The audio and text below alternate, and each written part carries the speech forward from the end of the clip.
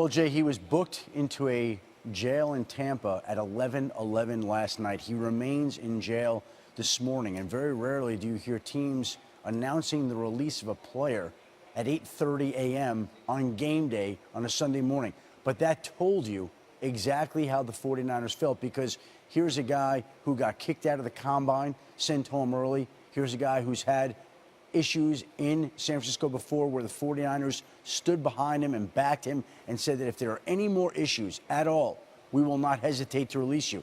And they stayed true to their word. And this morning, they took the unusual and unique step of releasing Reuben Foster, a one-time high draft pick, loaded with talent, loaded with questions, and the 49ers ultimately decided that the talent was not worth the issues that came along with it.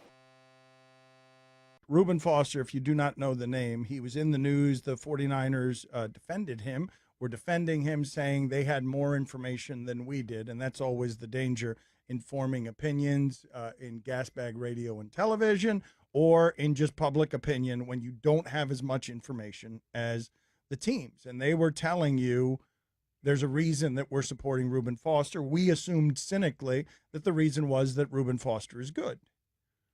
Now comes this story, and man, I don't know what to believe here, because so often, Stugatz, in these domestic abuse cases, what ends up happening is the meal ticket has to be protected. And in this case, you're talking about a scorned ex-girlfriend, though. You're not talking about a wife. You're talking about a scorned ex-girlfriend who is coming out and saying she made the whole thing up.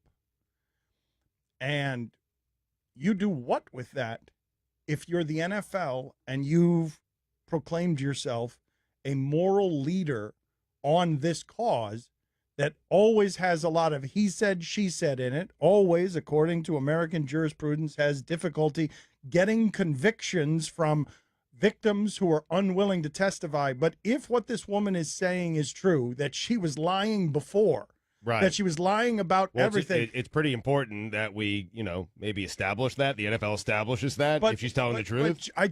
This woman does so, if that's true, she does so much damage